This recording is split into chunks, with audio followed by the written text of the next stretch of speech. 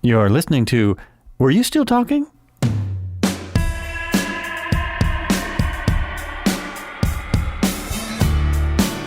Hey, welcome to another episode of Were You Still Talking? Today on my show, this is Joel Albrecht, and today on my show I have Liz, I forgot to ask how to pronounce her last name exactly, Entin I think it is, Liz Entin, who has a podcast herself, WTF Just Happened. She also has a book about afterlife as evidence, psychic mediums, and researchers. She's a logical-minded atheist. I just love that idea, who after a loss of her dad began to investigate if there was afterlife evidence and was pretty blown away. Also founded Why Get Wasted? It's not what you think, it's not what you think, which helps events go low waste. Both are topics she is passionate about and knowledgeable about, and I am too, so this should be great. Liz, welcome to the show. Really nice to have you on. Thanks so much for having me. Yeah, I have my book, WTF Just Happened, A Sciencey-skeptic explores grief, healing, and evidence of the afterlife. And podcast is WTF Just Happened, all about the afterlife, no woo. So, yeah, I definitely take a sciencey approach to all of this. Oh, yeah, and that's very... I've had other people on who... take it from, actually, the last person I had on, who's a pet psychic, is also a scientist. So that always is interesting to me. Yeah. So my first question was, what the fuck? I saw a video where you said that Amazon censored your book, or they canceled your book. Yes, Did that actually happen? It's been a little bit clickbait. If you watch it's like a 1 minute reel. They blocked me from advertising on Amazon. I can still sell, but I'm not allowed to advertise on it because WTF is considered profanity. And I was like, well, you don't know what the F stands for. I was on the phone with the woman. I was like, yeah, maybe it's where's the fun? And she was laughing. She's like, yeah, sorry. And, she didn't trust you. That didn't fly. Didn't fly. So that she definitely laughed. That really definitely surprises me. And the other thing that surprises me is that you got someone on the phone at Amazon. You got through to somebody? I did. That's well, amazing. This is through Amazon KDP, the publishing end, which is different than I think if you're trying to reach someone as a customer. I don't know. I mean, they have a department where you can get phone calls set up through Amazon. You have to email and get it organized, but I was able to get someone. That is cool. And so first of all, I guess I'll just start with the easy one. How did you come up with the name? What inspired you? I like the name, by the way, but how did you come up with that? It was pretty natural because as I started investigating if there was any scientific evidence of an afterlife, I wasn't planning to write a book, podcast. I thought it was so weird. I wasn't even going to tell anyone I was doing this. I'm like, people are going to think I'm insane.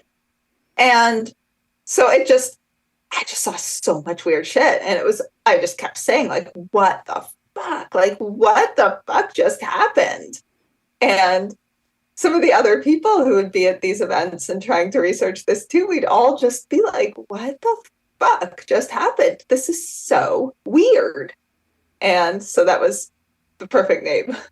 It's great. I do like the name. And I mean, so your father passed away.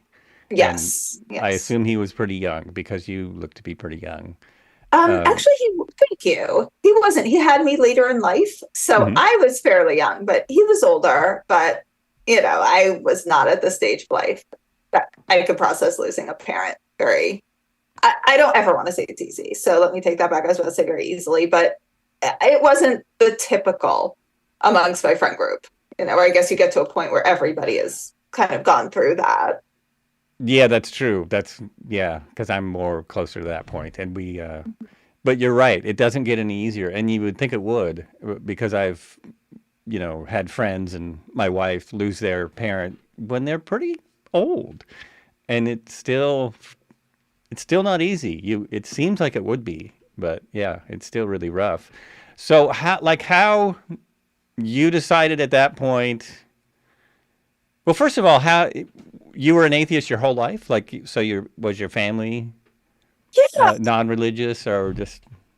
Yeah, it's interesting because now when people talk about atheists, often they're like, I became an atheist. How did you know, come to that? I can always was like culturally Jewish. My mom was raised Protestant, my dad Jewish. We celebrated all the holidays. I just grew up in a very secular New York where I never really thought, oh, I'm an atheist. If people said, what are you? I said half Jewish, half Christian. More Jewish just because it was a very strong culture. But it was just irrelevant. Like no one ever talked about God. I was very surprised when I met people who spoke about God and belief in God when I got to college. It was just such a non-issue that I just kind of thought of it as like folklore and myth. And so it wasn't really like, oh, wow, I realize I'm an atheist. And it was sort of the default and the norm. And then I met people in college because I went to college in the South in Austin, Texas. And there were a lot of religious people, and I was never like, I'm an atheist. That felt just incredibly disrespectful. And, because I hadn't had any religious trauma the way, a lot of people who are atheists do. And I hadn't known the harms that religion could cause at that point. And this religion can be great for some people, but, I hadn't seen the laws that were passed in the name of religion and some of the harms. So I just had no anger towards it. It just seemed like as realistic as the tooth fairy that there'd be a God and an afterlife. And I wasn't going to be rude to anyone about it. So yeah, it was more just the default. And I still don't believe in God. Oh, that's interesting. Yeah, I'm what I always considered agnostic, and some people consider that atheism. It's kind of surprising to me because I read a statistic once. It's been a few years now that said one of the biggest fears that Americans have is atheists, and it just blows me away. It's like you have to have something hanging over you to do the right thing. That that kind of blows my mind. Technically, I'm not an atheist because I believe in God, but not in a religious fashion. I'm not religious, so it's interesting. So let's move on to the what the fuck part of it. What were some of the things you found out that surprised you when you started looking into is there life after death? I'm starting to see more and more sciencey stuff about life might go on longer than we think. There's a lot of science around it, of course, because of medical science. But what were some of the things you found out? My God. And I mean, everything surprised me. It was like 10 shocks, 10 what the fucks a day, as I say. The very first, I'd say it was two-tier with the very first. One is more mainstream science and one is not mainstream science. The very first thought I had when my dad was getting into hospice was, okay, so they always talk about time travel in science fiction, and so much of science fiction has ended up coming true. Like, look at us on Zoom. And I just had this flash. It wasn't a logical thought. I didn't realistically think it'd be possible, but I thought, well, could time travel be possible? Would there be some way that, I could give future kids of mine information on when my dad passes, they could give it to their kids. And in like 3,000 years, we'd have some technology where they could come grab him, a few days before he got sick and take him to a time when medicine is completely different. And it was just a thought. And then I thought, well, if that is going on, we wouldn't know it. These would be some weird timelines, and all this weird timeline stuff could be happening that we have no idea about. So I Googled that, and I started to find out that, yes, time travel is possible. Theoretically, it's not practical. Like, you have to build rockets traveling at close to the speed of light and travel in them. I mean, there's a lot of technical stuff, but according to Einstein, theories of time relativity, if someone travels close to the speed of light in space, time moves much slower for them. They come back to Earth, what's felt like a year for them. Everyone will be, I forget the exact amount, but it'll be something like 20 years later here. It's Einstein twin time theory. And so then my next thought, and I've since changed my mind about this, but I thought, okay, if consciousness is created by a set of brain neurons, and it's just this coincidence that we're all born in ourselves and get to experience consciousness and being a person, and it happened coincidentally once, why could that not happen again in a couple hundred years? I wouldn't be the same person. My dad wouldn't be himself again, but getting to experience being a person again is significantly better than complete obliteration. And at that point, I just assumed it was complete obliteration. So my standards are pretty low. So I Googled that, and that was kind of the life changer, because I found two researchers, Dr. Ian Stevenson, who has since passed away, and Dr. Jim Tucker, who has taken over his research. And they are child psychiatrists, professors at the University of Virginia, and they study cases of kids who have past life memories from a science-based perspective, and they're getting just absolutely inexplicable results. Just mind-blowing. Like, when I first found the articles, I was like, oh, they're probably going to say there's some preliminary research, but it's just the most paradigm-shifting thing I think I'd ever read. And to the point where these, logical-minded child psychiatrists and professors are convinced that we live multiple lives. And then from there, everything opened up. Wow, that's really interesting. I watch a lot of different podcasts and stuff about this. So I've seen, and I tend to watch stories, near-death stories. Where people have basically died, not where they've come near death, but where they actually died for some minutes and come back, and they remember everything that happened to them. So it blows my mind. Like, I've never had an experience like that, but some of them sound just too believable, and a lot of them are from people who were atheists or who are medical doctors. Those are the ones that intrigue me the most, who are doctors and think, no, nothing happens when you die. I'm a doctor. I know this. The brain stops and you're done. And then it happens to them, and they have a story about it. It doesn't happen, I guess, that often, because a lot of people do die and get resuscitated, but only a small percentage of them remember anything. So, but it's still enough of them that I find it really intriguing, and it seems believable to me that there's definitely something beyond this, because I don't think consciousness is anything that we have a grip on, right? It doesn't seem like something we understand at all. They're brain sciences. Yeah.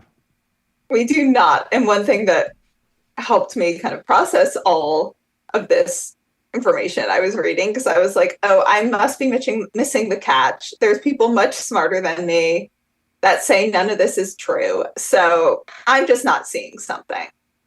And but then, I read or heard just, okay, so there really is let's say consciousness is created by a brain instead of downloaded by a brain, which is a lot of what more of the afterlife research seems to show, is that it's stored somewhere and downloaded into our brain.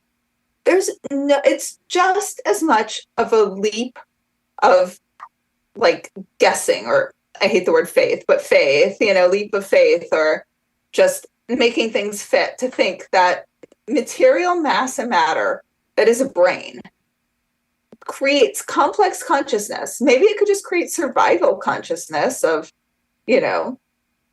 a small, not a simple organism who's just trying to feed, reproduce, and survive. But it doesn't explain at all that this mass material that just fires in neurons creates the complex level of consciousness of a human being with emotions and love and depth. It's just as much of a jump to think it's created by a brain as it is that's downloaded by one. And when I heard that, I was like, that makes so much sense. Both are just having to take a step and making things fit, because neither really makes sense. Neither really makes sense, and they still can't figure out if consciousness is in the brain. Like, science is pretty much assuming that our consciousness comes from our brain, and that's where. But they have not figured out like that spot, right? They know where the nerves are. They know where taste buds come from. They know where sight comes from. But they really haven't found a site in the brain where consciousness comes from. I read an article pretty recently that talked about, well, maybe it doesn't reside in the brain. Maybe that's not even correct, which kind of blew my mind. But thinking about it, that's true. How do we're just assuming because the brain does so many functions that's where consciousness is also coming from. And it's, is it? Is that even it? No, Right? they don't know. Is it causation, correlation? Like, yeah, they'll find certain things like brains react a certain way to certain emotions and certain neurons fire, but your stomach reacts to emotions and other parts of your body react to emotions. Like they're thinking there's a lot in the gut. And, there really isn't proof or valid evidence that consciousness is tied 100% to a brain. It definitely seems to react in ways, but yeah, it's far from the only part of our body that reacts. And there's no explanation of the brain. Like, this is how consciousness is created. So. Oh, right. Yeah. That's just it. There's no real evidence or, they're still trying to figure out how consciousness is created. And even more so how to explain afterlife experiences. They're varied oftentimes, and many, many times people are seeing things that are completely unexplainable when they talk about these experiences. They're seeing themselves. They're describing things that couldn't be possible when they're unconscious, and so that's always amazing to me. And yeah, maybe. Also, we feel our emotions in the gut, so maybe consciousness is not in the brain. Maybe it's in another part of the body, like you were saying. So many of our emotions are in the gut. Some people are saying that's like more than our brain, or it's like our other brain. And, I have a hard time believing it's all the brain. And then also, weird things happen with people with brain damage or neurological damage, and just the brain, people behave in inexplicable, unexpected ways when there is types of brain damage that doesn't add up to initial understandings of brains. And there's even stories apparently of kids. I recently heard from a researcher, Dr. Jeffrey Tarrant, who studies brains and mediumship, and he and Dr. Diane Hennessy Powell, another researcher, have worked with nonverbal autistic children who seem to be getting information. They have like keyboards or type of devices where they can type in what they're saying, and they're able to get information from across the room. It seems as if they're psychically reading their caregivers, which usually tend to be their mothers, and groups of nonverbal autistic kids are sharing experiences of being out of body where they all seem to meet up in places out of body. And it's being verified because they're all saying the same things. So it's preliminary research, but I think that's among the most fascinating. That is really fascinating. So, Yes. Yeah. So you have, are you convinced now that there is an afterlife, or that there's, I'll just say, more than we can see? I'm convinced the laws of the universe are really different than we seem to understand. I think that I actually don't love the word afterlife, even though that's the word everyone uses. And my mentor in this world, who sadly passed away recently, Fran Ginsberg, with Forever Family Foundation, used to say, like, afterlife makes it sound like you're here, then you die, and that's it. And it doesn't seem to be that way. And I tend to agree. It seems to be that our consciousness exists in many forms, some in a body, some non-local, meaning outside of our body, maybe some quantum forms, and we pulsate in and out of different conscious experiences in different dimensions, different forms. That would be my guess. Yeah, that's really interesting. The most obvious one is dreams, when we go into dreams, but also things happen, all kinds of things happen in our conscious that's different from just kind of day-to-day life, right? Yeah. All kinds of things happen. Yeah. Yeah. And you mentioned NDEs, which that's a big one, because people not only just have mystical experiences that could be justified in many ways, probably, but they have verified experiences where they see and hear things that were going on in other rooms, in the waiting room of a hospital, in their hospital room, while they're completely unconscious and, as you said, physiologically passed away for a period of time, and they give accurate information. Right. That's kind of the most amazing thing. I have no problem imagining that there's more to consciousness than we can figure out. Actually someone who believes that we purposely dumb ourselves down to have this experience that we're having now, in a way, and that we could not possibly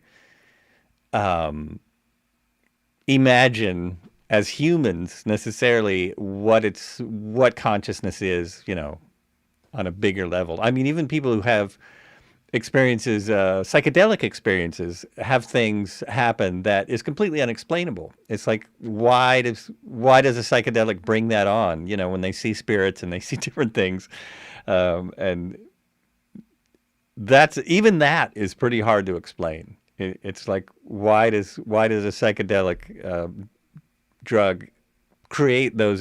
Why does it create those experiences? That's not really explained either. And partly because no research has been done on psychedelics, because of different laws that are in place. But it's I don't know. I think it's well beyond what we can explain. It's kind of like if when we talk about the distance between Earth and the sun, we have a number for it, however many billion miles it is. It's a ways from us. But our head, conceptually, according to doctors, we can't really conceive that, right? We can conceive how far it is to the store. We can conceive how far it is to a different town. But we don't, the idea of going all the way to the sun is such a distance that our minds aren't really equipped for that. So that's, I don't know, that just seems to also make sense that we couldn't conceive of things, beyond what we see, feel, touch, hear, smell. It's hard to conceive that, even that. Very true. It's like, imagine another color that doesn't exist here, that you've never seen. You can't do it. Oh, right. You just absolutely can't. But, yeah, that's a really good point. I never even think of that. It's like, how could there be another color? But of course, animals see colors on the spectrum we don't see, and there's our hearing is very limited. The sound spectrum goes way beyond what we can hear, below and above our hearing range. So we're actually very limited in our waking consciousness in what we can perceive. And it's the same with like a cat's whiskers and a dog's paws are far, far more sensitive than ours. So our perception of reality, even on a very scientific and physical level, is extremely limited.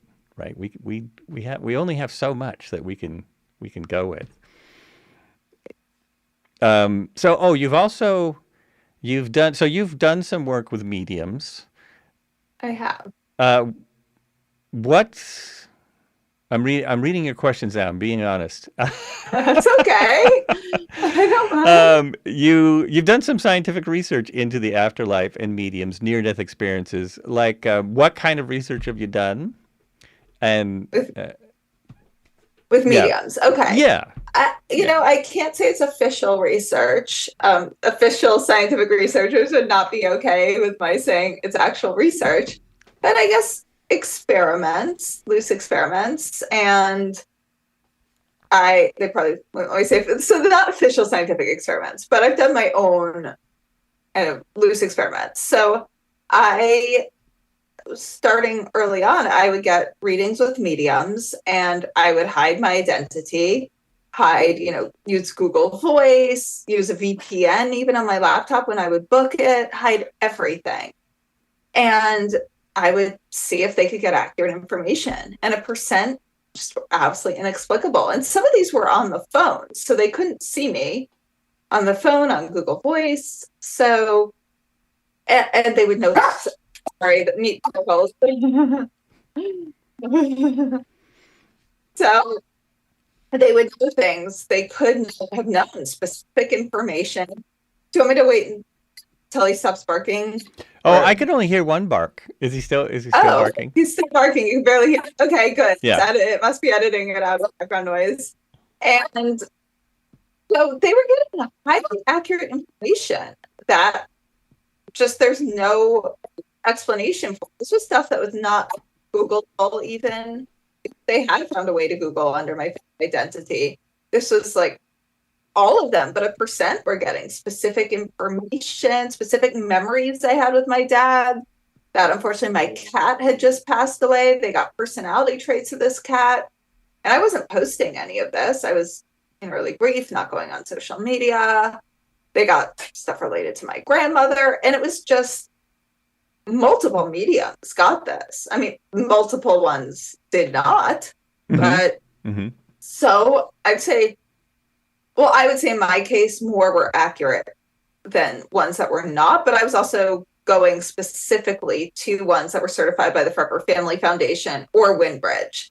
So that's kind of a skewed group. But yeah, I mean, I'd say a lot of the ones that I did go to that were not certified were not very accurate. And I think there's a lot out there that are not accurate. But those were, I'd say, the experiments I did. Then I became one of the mediums I got to know really well and became good friends with. He and I would do meditations together and see if weird things would happen. I took some classes on mediumship, which was interesting and fun. And 2 times I even got information myself, but I don't normally get information. So it's just been a really fascinating experience. I would love to do more. I'd love to do more like down the line of like experiments scanning their physiology, lots of things.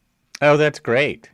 That's great. Well, the last person I had on was a pet medium, which I'd never even heard of, and neither had he, actually. This happened to him, it was another one of those things that happened pretty much accidentally. And he is a scientist, and he is so booked up. He's booked up for a year in advance of people who want to find out about their pets in the afterlife or ask their pets a question or whatever it is. So he's written several books about pet mediumship and how you can do it yourself and things like that, which I thought was kind of interesting. What's his name? I'll have to check him out. You would ask that. Oh, sorry. Now the pressure's on.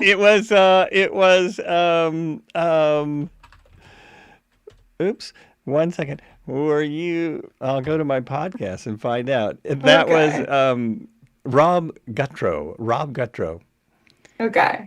I'll check him out. He's a pet medium. He's also done ghost hunting, basically,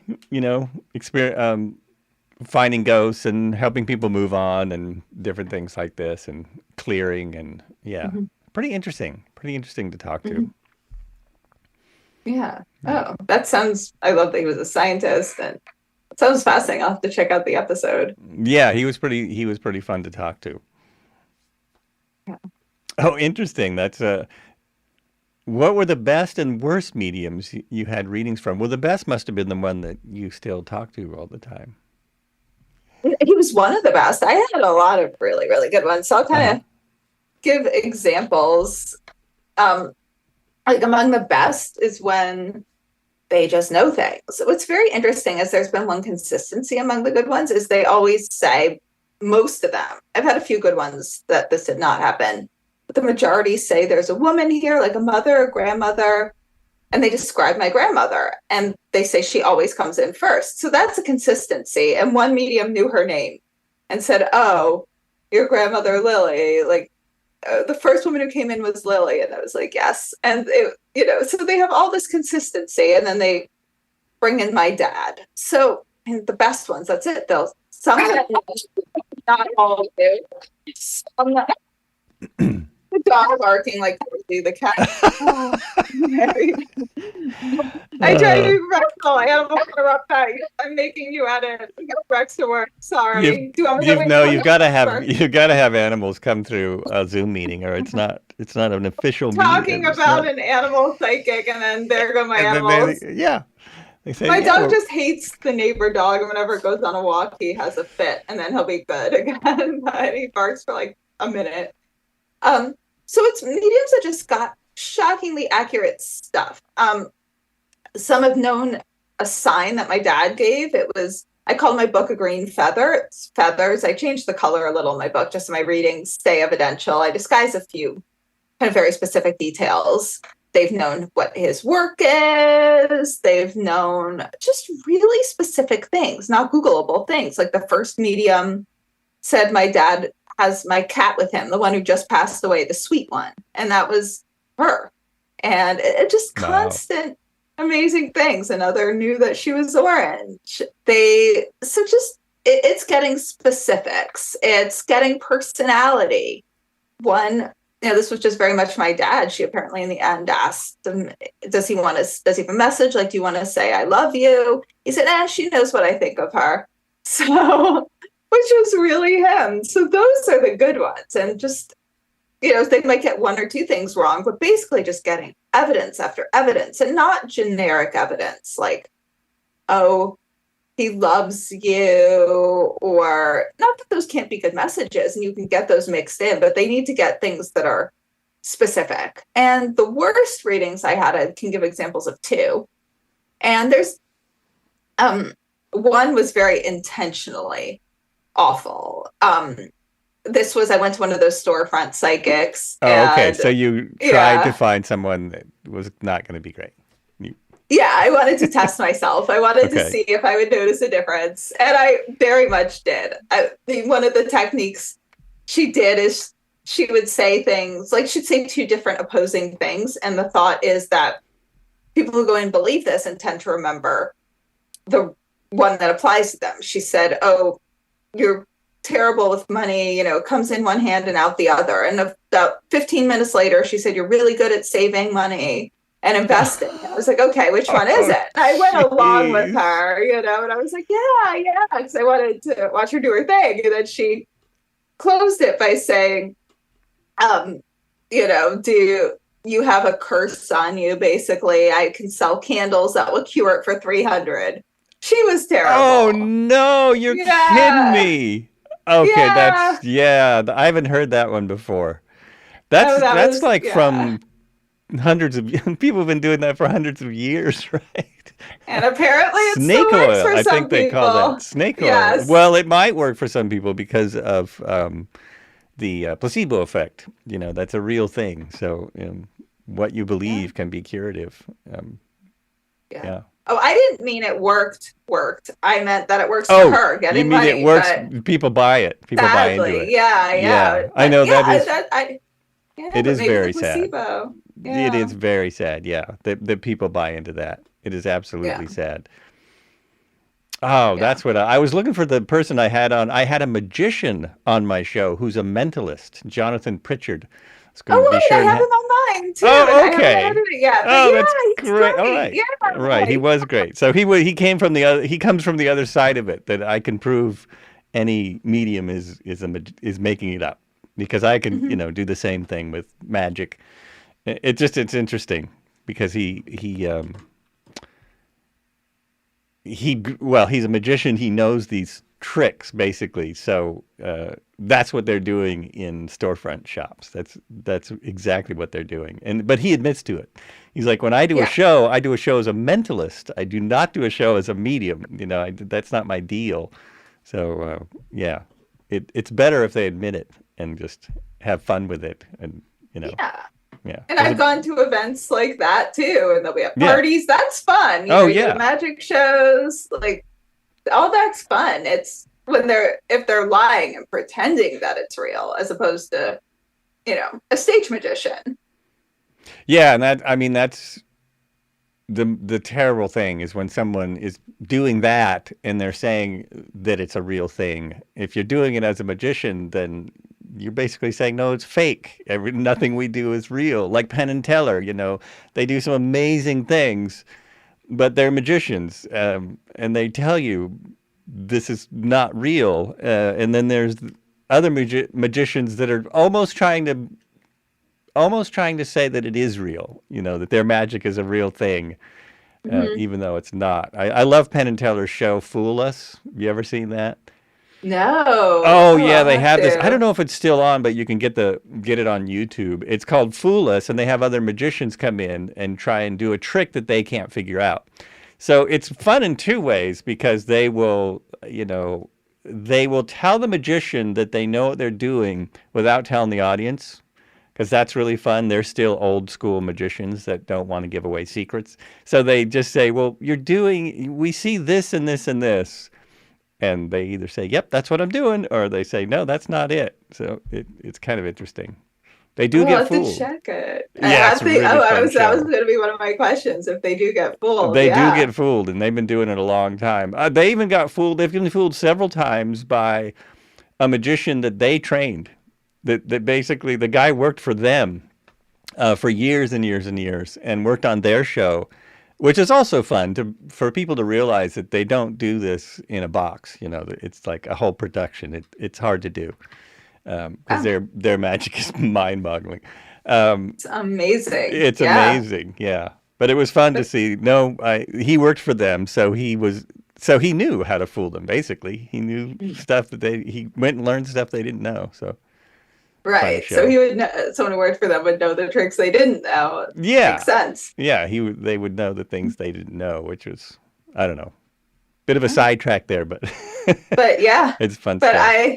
I also think like mentalists and stage magicians, stage mediums could not couldn't pass the controlled protocols that certified mediums pass, such as research being done by the Windbridge Institute by Dr. Julie Beischel and Mark Bacuzzi. Hmm. They put mediums through up to quintuple blinded studies. And these mediums don't see the person they're reading. All they're given is a first name. They call a phone number that's not Googleable, probably like one that Dr. Julie Beischel has given them, like, or a Google Voice number. They go into Windbridge office, and the medium has to give accurate information about personality, relationship, memories, and they don't see the person. They don't have their phone number, and often they don't even hear their voice. Sometimes they'll hit a button saying, meaning yes, no, or maybe, in case they're picking up vocal cues. So there's just, I don't, no mentalist could do that and get that accurate information. I mean, maybe one time out of 1,000, they could get remarkably lucky, but they Right, can't do that right. consistently. So, Yeah, and I think it's great that people are doing that work. That people are, trying to show the difference between someone who can really do it and people who cannot possibly do it. And from what I understand, I was actually looking in my notes to see. I had somebody on the show who did that very thing, and the people that pass the test, the people that they certify, I guess, are completely booked. Like it's very hard. Did you find that? Did you have a hard time go getting appointments with mediums that you knew were good? so Because they some seem to be of them, booked. Uh huh. some it's a long wait list. It's gotten longer in the past few years. Was this Bob with Forever Family? Is that who you had on who said Yes, that? yes, yeah, that's Yeah, right. yeah, I know them Yeah. really well. I volunteer with them too. Yeah, especially after, sadly, the pandemic. And recently, also, Forever Family was in a Netflix series, Surviving Death. I think they've become more booked. They were reasonably booked when I started requesting readings, but it's gotten more intense now as people luckily are getting more educated about finding certified mediums. But there's some, a couple I've been on one of their wait lists for like 5 years now. I'm like, Oh wow, okay, yeah. eventually. Because But most of that, yeah, yeah. there's a lot of celebrity mediums now. There's been a lot of very successful medium shows, and I think that Mhm. contributes to it. Yeah. I like the pet psychic I just had on. I had never heard of him, and he hasn't been on, you know, a reality show or anything. Somehow word just got out, and he does a lot of events. He does a lot of events, um, and does free events for people too, which is nice. He does free events for any shelter that would like him to. So any money Oh, is, yeah. So that's nice. that's good. That's really good. Yeah. But there's some that are easier to book. Some don't Hmm. even hold wait lists. Some, I'm waiting a year. Some just been a couple months. Some that have been excellent are just a couple months. So I probably should ask you because I'm curious too. You testified against Harvey Weinstein. Oh my God. I Am just I allowed thought to laugh? It's a funny story, so which is horrible to say, but it is. I like my part in it was really, I shouldn't say it's funny, but like I just have to disclaim that because I laugh a little bit and I talk about it because my part was a secondary witness, and my two, sadly, a roommate of mine who was assaulted by him, but my part in it was talking about how my chihuahua chased him around and he ran away from my chihuahua in terror. So I'm telling this, and it's part of the testimony, and I find the truth about it. It goes viral, of course. Like page 6 is like, Harvey Weinstein was once one of the most powerful men in Hollywood, but he was no match for Peanut the Chihuahua. And my little chihuahua is in like 10,000 articles, photos. People are like, Liz was in. Hey, I'm sorry. Who would not run from a chihuahua? That's just a scary little animal. That's all I can. Hey, my other chihuahua is sitting here listening. Well, you better show him. You better show him on screen, or my wife will be upset. We got to see him at some point. I can't show Peanut. She passed away a couple of years ago, but yeah, that was my part. And then also, I will add, I always feel a little braggy saying this, but I feel I have to, like, his lawyer was, she was an excellent lawyer. She was doing her job, but I kind of told her off and really gave it to her, and that went viral too. And so I have to get my brag moment at that. I can't not. I'm a pair of pickles. Well, it always, about my dog, but the biggest shock to me about that whole, so this is like the same breed this is about the same size and breed that terrorized Harvey, except this one's a little like bigger. It's just a little chunkier. He's pretty cute. He's incredibly cute. He's a pug chihuahua named Pickles. And he gets along with the cat. Oh, really well, yeah. All right. That's great. That's always nice. Always good to hear. There's Pickles. So I was a little bit shocked. I worked in the industry way in the background of Hollywood or legal Hollywood. Yeah. Okay. Yeah, I worked there. And so plus I don't know, I guess I've known people who worked in the industry forever. And when you live in LA, you meet people who just living there. You meet people who work in that. And plus, if you read anything about the way movies were made from the beginning of time, why would this be a surprise to anyone? This is no. It seemed to shock so many people, and it was one of the least shocking stories in the world to me. It was terrible. I'm so glad that he lost because he could have won. It could have gone the other way. The legal system is really nuts. I mean, as you know, I know, and I have a lot of friends that are lawyers. It does not always turn out fair. No, it does not always turn out fair. And with the kind of money and power he had, I'm very glad that it worked out that way. I don't think it changed anything, unfortunately. Well, that's not true. It changed things somewhat. Because now there are people, it changed how sets are run on major motion pictures. There are definitely people now, you have to, there are a lot of things that have to be in place so that people aren't abused as much. But I don't think the abuse has changed very much at the top rung of things. Let's hope it continues to be. But it's just a very strange world. The Hollywood world is very strange. I don't know. Thanks for testifying. Oh, you're welcome. I know that's hard. That's not easy. Yeah, thanks, Peanut. Yeah. My role being a secondary witness, I have to really give a level of courage and credit. Like, the actual accusers, that's got to have been terrifying. My role was, I have to be honest, was one of the easier ones in the case, to come in and tell someone else's story and feel like I was helping. So thank you. I appreciate that. But yeah, I always want to give credit to the women who showed the real courage, like my friend Mimi, Haley, and, all of them, Jessica Mann, Annabelle Sciorra. I like the other names. I feel like I should credit them all, but Yeah, very brave. And of course, Peanut. Peanut gets the full credit.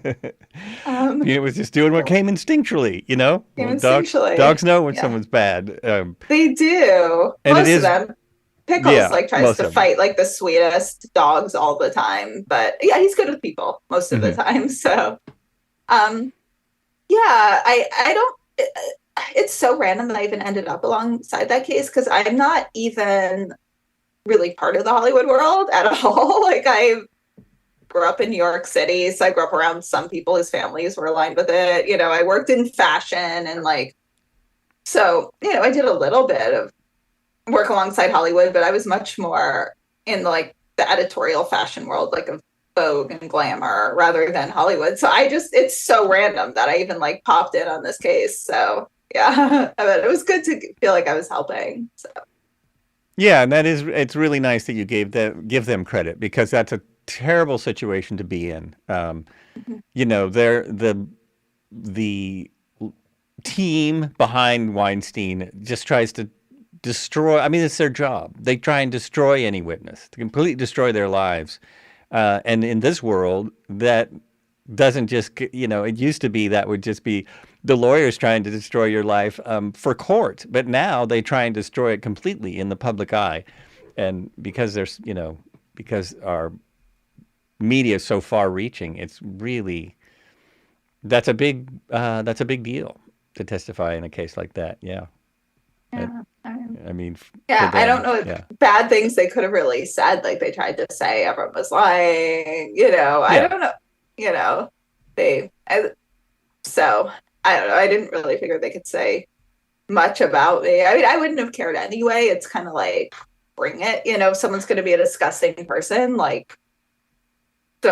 don't even try. Like that's what I feel. I get really angry at mistreatments of other people, of animals. So I'm just kind of I don't know. Maybe too. Yeah, I just very much get come on, bring it in those situations. So Definitely the New York attitude. That's the New the York attitude, I guess. that's New York coming through So for sure. yeah, yeah. So another thing I did want to ask you about was your you do what's it called? Zero. You work with Oh, low waste in my events. other company, yeah, along Yeah. with What the Fuck Just Happened, I Hmm. have Why Get Wasted, and we consult on events to help them go low waste. I suppose that's my normal business that doesn't talk about afterlife. But yeah, it's been really fun. We work with fashion shoots, parties, conferences, and yeah, we consult with reducing as much plastic and single use as possible. And we'll work realistically with brands and companies too. So, some people will envision going zero waste as if you have to be so hardcore, but we'll meet brands where they are and events where they are Oh, and you'll meet every him bit halfway because helps. that just Yeah. seems really difficult. Uh, a really difficult thing. It's really tough. I know there has been Yes. some people in. I live in Oregon, and there's been some people in Oregon that have gone that are like zero waste, and I don't. It's such a commitment, but it's nice that corporations are willing to do something. Willing to do something before that. I remember seeing the pictures of the park in I can't remember where it was held, but the first Earth Day in Los Angeles, the picture of the event afterwards was just horrendous. It looked like the worst concert scene you could imagine. There was garbage everywhere. I can't remember what park it was, but yeah. So Oh, when got a little was ways to that? go there. It was It was like 20. No, it had to be 30 years ago because I lived in LA at the time. So okay. it was a long, long time ago. And Right. they it was pretty embarrassing. The first Earth Day. Congratulations, you've wrecked this park. I mean, it was And then just kind of the whole opposite of the point the of whole Earth Day. opposite of what they're trying to do. It was a typical because I think it was a concert for Earth Day, and so it looked like your typical concert event. They usually look bad. No one sees the end result. What happens after a concert. Yeah. And yeah, it's not always pretty. Not Yeah. always pretty. we'd love to add concerts and festivals, and, yeah, all of that eventually. So Yeah, yeah, that would be great. I mean, what are some of the things? I'm just curious. What are some of the things you're able to do? What are or that people are willing to do to try and be? cutting back on plastic water bottles is a big thing people are really open to. They're really, so what I do is I'll give them a full assessment. I'll go through what the event will be, and I'm like, this is how you can do zero waste. Pick from this what you want to do. And I offer different tiers. Like they can just, I'll give the assessment, they can just take the assessment and run with it, all the way to where I can do the whole thing for them. And I'll go through and I'll say, pick from this menu. And people tend to be really open to coffee cups and water bottles, and replacing water bottles with refillable cups or coolers, and having, like a large water cooler that people can use. That's been Oh, a big one. that is a huge one. Yeah, It's that's great huge. because it's Yeah. unbelievable how many water bottles we go through. I probably it was really not until I moved back to Oregon that I stopped using water bottles because I was pretty paranoid about the water in LA, even though it is very drinkable. It just doesn't taste like it. But yeah, Right. it's just nuts the amount of water bottles that people use all over the And world. It's really a big problem. So and it's so yeah, unnecessary because we have natural water sources. And yes, some yeah, places I think water bottles should be for emergencies. There are right. situations where you really need them. The water is contaminated, but that should be emergencies. And I mean, we should be working with like ocean water. There we have desalinization Yeah. technology. Like let's use that. We have a lot of technology that can purify toxic waters. As I said, remove the salt, make water drinkable. And I don't think it's that advanced because people will bring them camping.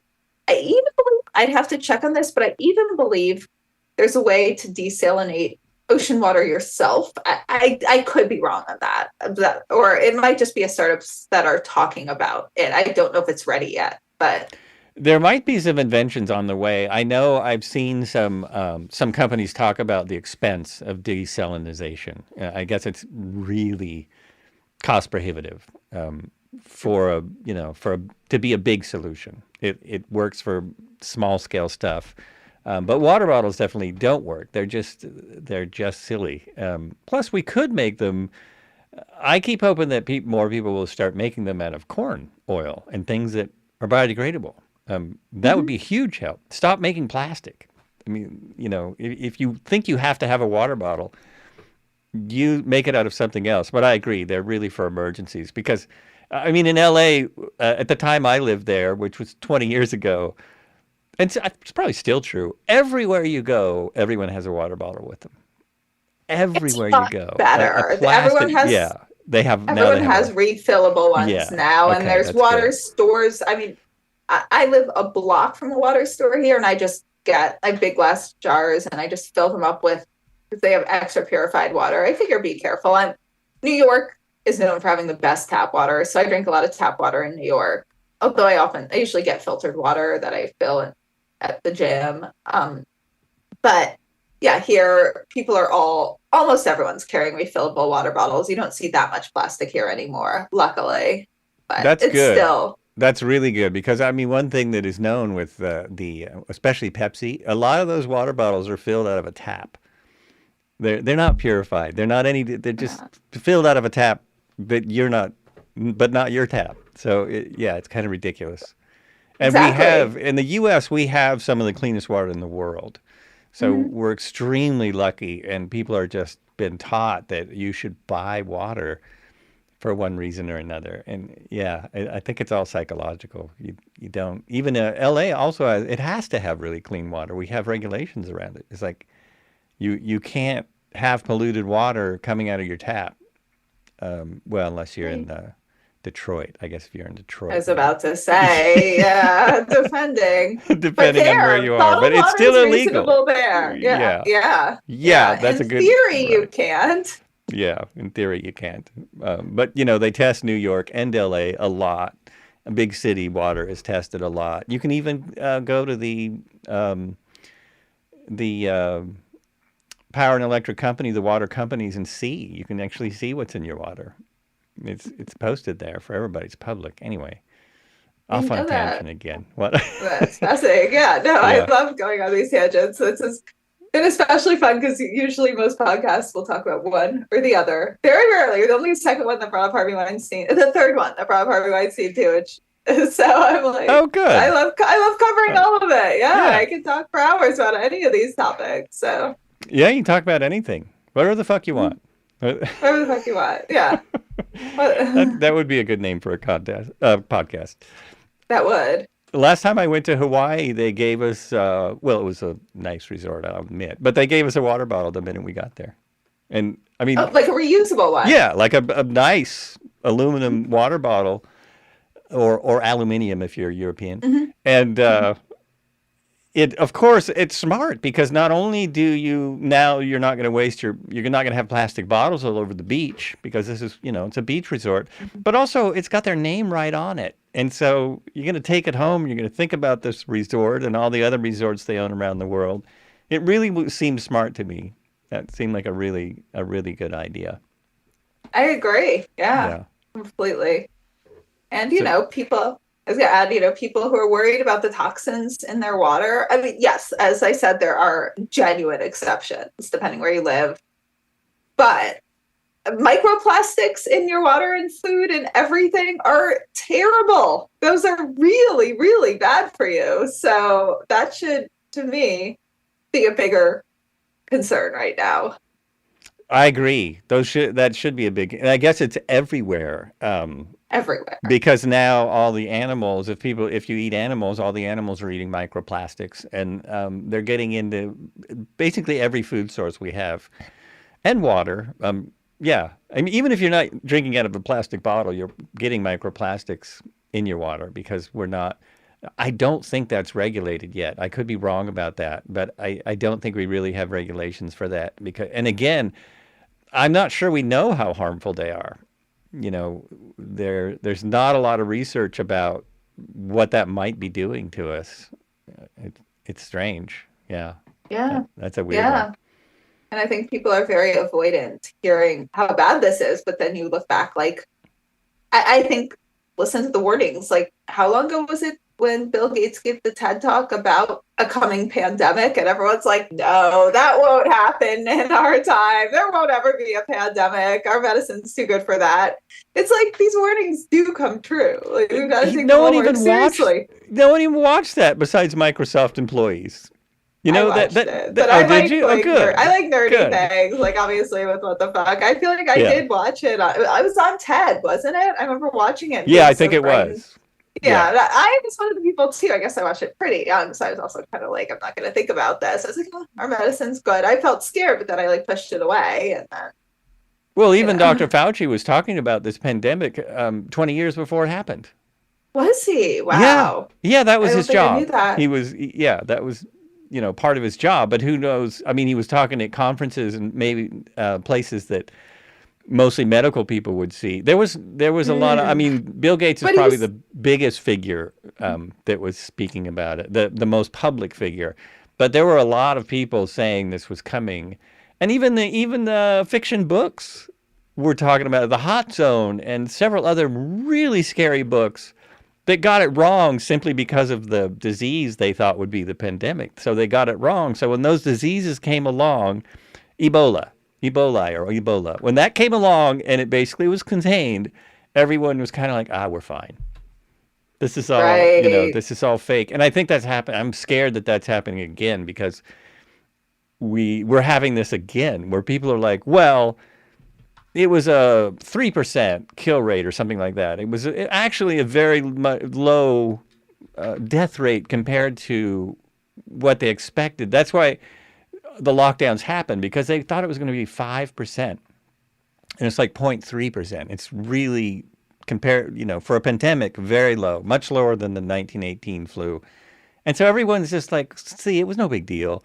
And that's scary. So scary. That's scary. Well, it one really of the reasons we had a lower death rate is because we gave up our lives for a year and stayed home. And I think technology allowed there to be a much lower death rate than there would have been otherwise. We have a lot more I mean, it was a privilege, but a lot more people could work from home. A lot more people could work from home. A lot more people, we have different life now. We can order food and have everything delivered. And, on the backs of essential workers at the time who were delivering. And just, it's so, yeah, that mindset gets me so mad. It's so selfish and dumb. And I mean, I don't want to spend another year sitting home alone. And I don't want to put people at risk who are the quote unquote essential workers. Right, right. And I think so that's selfish, the thing. yeah. If we never shut down the way that Italy did. Italy didn't have essential workers going out delivering food. I was like, no, we're down, we're shut down. So we don't. I just fear for when it is worse, which will happen. It could be hundreds of years, or it could be a few years. We don't know. Yeah. Yeah. Yeah. So Another 100 years. Oh. Like, maybe that's what it ends up being between pandemics, it's 1918, 2020, right. Let's see. hope. We can only Yeah. hope, but there's more and more things being coming up every day. What is it? What do they call the variations of diseases? I think it's happening Variant. faster, but I'm COVID not variants or just different diseases in general?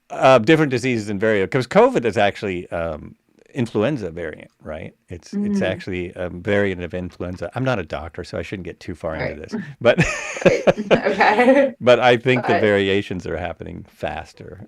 The good news is that the longer COVID's around, the weaker it is. That's what we're seeing, and right. they don't expect to see anything else.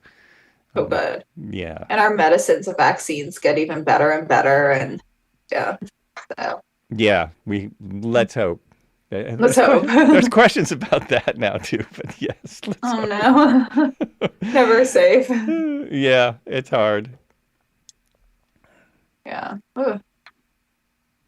So So, yeah, our world can be scary. it can. The So, world can be scary. Back to what I started to talk about, which I think is a good one. Do you have any tips for just everyday people for being more eco-friendly and for, not using plastic all the time? I have a hard time. definitely go through and see, like, overall single use in so many areas is not needed. And it's not hard to replace, like dish soap, laundry detergent, cleaning products. Those are really easy ones to replace. You might, if you don't live in a city that has refillable stores, you can order refillable products online so easily. Same with shampoos and conditioners.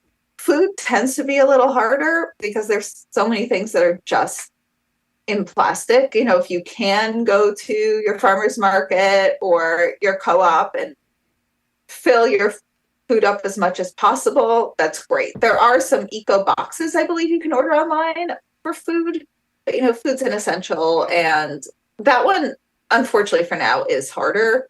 But cleaning supplies and beauty products are really, that's among the easier. And water bottles, like, don't buy plastic water bottles. I think that's one of the easiest ones you can get. Refillable bottle. You can get a filter for your place if you want one for your home. It's most places, and again, there obviously are exceptions, but most places you can get refillable bottles. You can refill them at your gym. There's water fountains everywhere. So I think those are just the easiest tips. And I would go through and just start noticing everywhere you use single use and where can you eliminate it, especially single use plastic, like plastic bags. Those are completely unnecessary now. Yeah, so go through and see and just eliminate as you can. That's a Even really like good one. I yeah, like that. I mean, be aware of what you're doing. I got really sloppy during the pandemic because I was like, well, we're all going to die, whatever. And there was right, suddenly right. recycling almost disappeared. Why? Because of how commerce changed, and probably in a Mhm. lot of places we don't have the recycling that we used to have. Like, we don't even recycle plastic bags anymore. We used to be able to do that. Lots of stuff because of politics and economics of the world and things like this. So it's difficult. I still think a lot of it lies on the corporations, unfortunately, because I look at statistics of what individuals do, and it's pretty low. So, yeah, helping for people to be more aware of it is definitely a good thing. Just to think about it a little bit, and that your plastic bag is never going to be. If you put it, a lot of times, if you put plastic in recycling, it's going to the dump. So that's really Plastic unfortunate. recycling doesn't really work. It's It really all doesn't. kind of bullshit. It's actually started and promoted by the plastics industry. That's who have been promoting recycle your plastics. So they just want to keep plastics being made. It doesn't really work. So Yeah, that's a good point. They want to. yeah. The plastic industry wants to make plastic. Yeah, Yep. that's true. And they're the ones that started promoting plastic recycling and still promote it. And yeah, I mean, there's multiple reasons it doesn't work. First, most of your plastics just don't get recycled. Even the ones that do, there's a lifespan. It's not a loop. Like glass can be recycled endlessly, and it keeps its quality. Plastic gets recycled and it gets thinner and thinner and loses quality each time, and then it has a cutting point where it can't be recycled. And it adds more and more microplastics into the system every time you recycle plastic. Every time. Yeah, and Yep. it gets weaker and weaker. And okay, moving on. Tell me about your Yes. podcast. So We my haven't really podcast- talked about it yet, except Oh for my the God. title. Yeah. Okay. So yes, the title. I pronounce it. What the fuck just happened? All about the afterlife. No woo. You'll find it under WTF Just Happened. All about the afterlife. No woo. And so I said I wrote this book and started researching if there was any valid evidence of an afterlife. And so many people just transformed my worldview. So I brought them on. Actually, I was also known at Forever Family, especially for like cornering the mediums and the scientists and asking them endless questions. And they're like, yeah, Liz, we kind of have to like do what we're doing. I'm like, no, wait, but, and so how would string theory tie in with consciousness, or what's going to happen to our consciousness in 1 trillion years? So like, I don't know. So I figured, yeah, well, why don't they sit with me for about an hour and a half and they have to answer my questions. But I talk to people, psychic mediums, especially ones that have been certified by scientists, but I have some that have not that I still know are good. And I talk to a lot of the researchers and scientists behind this. I've had about from Forever Family, I've had Bob Ginsberg on, researchers like Lloyd Arbach, Mark Bacuzzi of Windbridge, Dr. Julie Beischel who co-founded it, and is one of the main researchers at Windbridge. She's coming on. So just people that are just fascinating and inspiring. Near-death experience researchers. Paul Smith, who did remote viewing with the Stargate project through the military. And then I have a few people now and then who've had personal experiences. I'm fine with having people personal experiences, but it needs a verification level where, they had an NDE or they went out of body. They can't just say it was, wow, that was spiritual. They have to say, and this happened, and then I found out it was verified the next day. So I keep a verification aspect to it against the no woo. So I think it's really fun. It's like my dream to get and sit and ask people who know a lot more than I do fascinating questions about the afterlife or their experiences as mediums. And yeah, I really enjoy it. As I'm sure you understand, you're just basically getting to talk to interesting people about stuff they know a lot about. Yeah, it's really fun to do that. And it's funny that you have a podcast about the afterlife, no woo. Yes. Yeah. I talk to all kinds of woo. Either way, it goes both ways. Yeah, I talked to a few of the woo woo. Yeah. So how do people, like, you say they have to have a verified experience, so they have to have other people that sort of verified can be a lot of different things. Okay, so for example, on one of the episodes, this is for someone. Experts and psychic mediums themselves, they're welcome on, researchers, but I also have a section called personal experiences where people will reach out and want their personal experiences on. So, an example of someone we wouldn't accept, for example, if someone was like, my grandfather passed away and I know he's around me because I feel his love every day. And I want to share that. Okay, that probably wouldn't be on, but here's this, if someone was like, I know my grandfather's around me, I feel his love, and he gives me messages and told me, like, I had a dream visitation with him, and in the dream he said, tell your grandmother this, and you wake up and you're like, I have no idea what that means, and you go and tell your grandmother, and she said, oh my God, that is, the sign he gave me that I didn't tell anyone that he would tell me when he passed away. Like, that would be an example of an acceptable personal experience versus not. So, okay, that makes yeah, sense. That totally makes sense.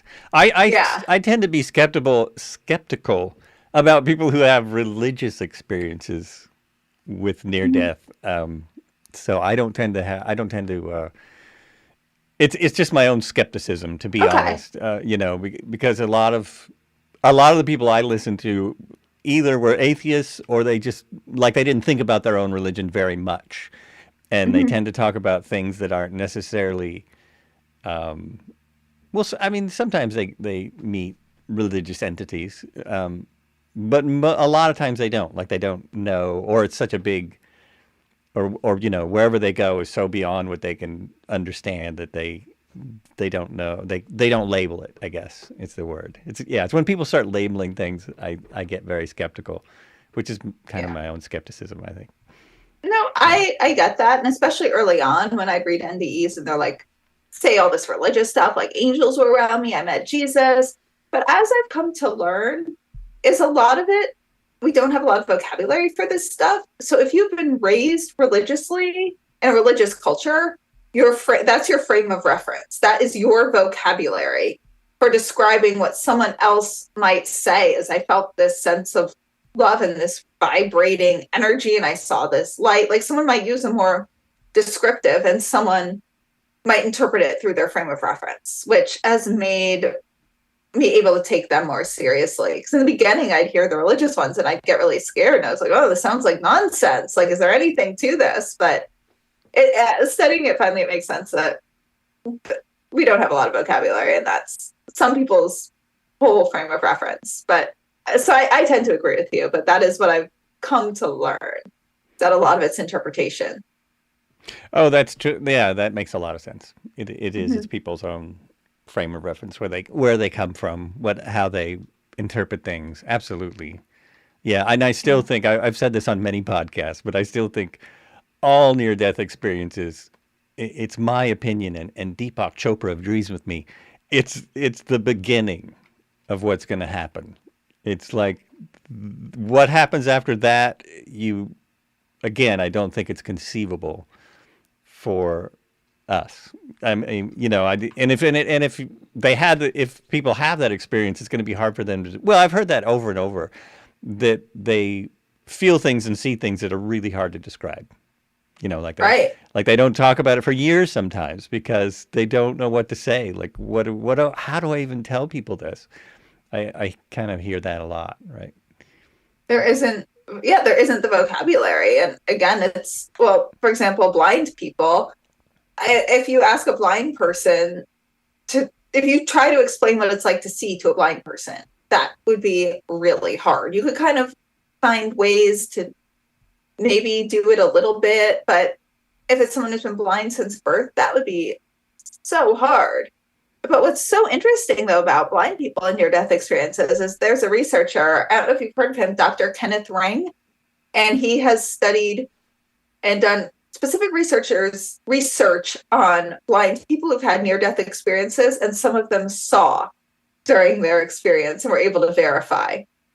And which obviously a lot of them were not blind from birth, or they wouldn't know they were seeing, but there was even someone who was blind from birth. I forget how they were able to explain, but they said they described kind of how it would be to start processing what sight would be. They might have been able to see like different shades of light through their blindness. So they were like started with that, and then it was interesting that's really interesting. Well, and I've heard a lot of people say, I've heard of a lot of NDEs who, whether it's sight or their sound, they can't hear, but they can hear once that happens. They can walk, all kinds of things.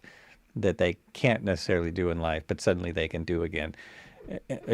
I mean, I've heard it described many times as a very amplified dream state, but then again, more real than reality. Also, I've heard that a lot too, that it's just, I don't know, it's fascinating to me. Fascinating. And it helps me. I don't have a real fear of death because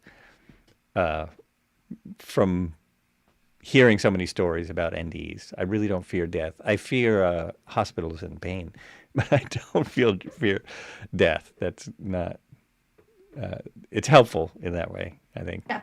Very helpful. Yeah. Big picture, don't fear it either. I do fear the pain, and I fear losing other people and being alone here for however much longer I'm here. And I have a physiological instinctive fear of death. Like my body will tense up during bad turbulence on a plane, or if I see a car coming at me, I still have like the freeze or right? Fight Was or it flight. freeze or flight? It's fight or flight. Fight or Yeah. flight. I'm like, what Yeah. is it? Oh, like absolutely. all the panic is the same in my body instinctively that it always has been, but I don't have that existential fear or sadness about death at all anymore. Yeah, I had a lot of that during the pandemic. There was sometimes it wasn't explainable, but there definitely was a fear of other people dying and a lot of people dying. And, Yeah. now what are we going to do? I'm the same way, though. I have a much bigger fear of other people dying. And it's never easy, no matter what my beliefs are. It's never been easy when people pass. It's still hard. hurts. Yeah, it's still hard.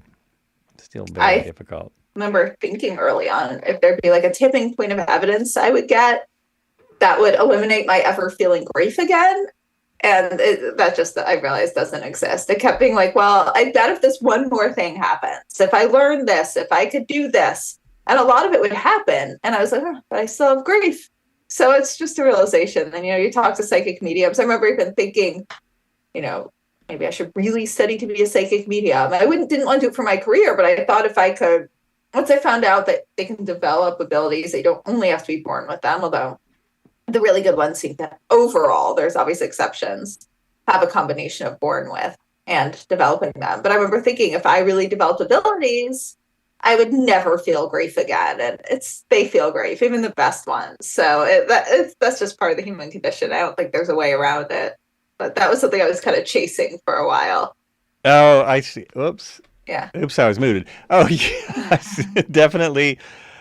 Wouldn't that be nice? But it's part of the human experience, as hard as it is to feel grief.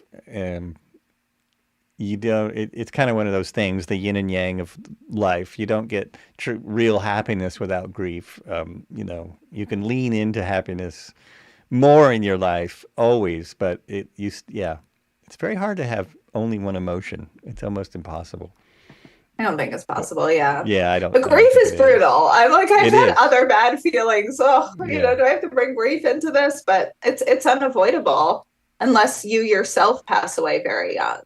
Everyone is going to experience just unthinkable, painful grief. Or you're going to make your family experience that at a next level by dying young. There's no way around it. Oh, right. Well, and I have a pretty big family, extended family, so.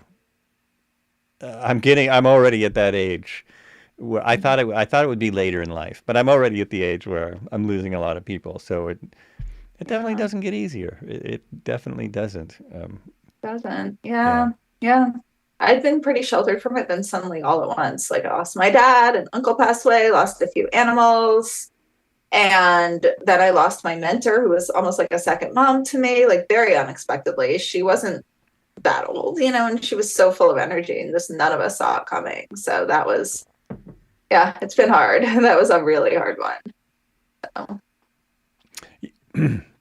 Yeah, it is hard. A bit of a cough there. Well, I should probably wrap it up. I'm keeping you kind of a long time. Really. Oh my God, I enjoyed these conversations so much. I just lose myself in them. And again, it was so fun getting to talk. That's about good. So many different topics, because usually, people usually mainly just want to talk about what the fuck. Once in a while, I get wasted only, never all of it. So this was really fun. Thank you. Oh, good. I'm glad you enjoyed it. It's fun for me. It's really fun. Yeah, I don't like it's. Who wants to stick on one subject? That's no good. That's not a. Right. Yeah. All right. Well, I'll just wrap it up by saying you've been listening to Were You Still Talking? This is Joel Albrecht, and I've been talking to Elizabeth Entin, and we've been talking about, well, you heard it, didn't you? You got this far in it. If you like the podcast, give it a like, give me a comment, let me know. Send me an email if you can find my email. Like it on social media, whatever you like to do. All the information there'll be more information about the What the Fuck contest. No, that's not it. It's not a contest. Podcast, What the Fuck Just Happened, or WTF Just Happened. What the fun. Thank you so much for listening. We will be back soon with another fabulous guest. And as I always say, and it turns out I found out somebody else says this all the time. I didn't mean to copy him. It was an accident. Anyway, be good to yourselves and be good to each other.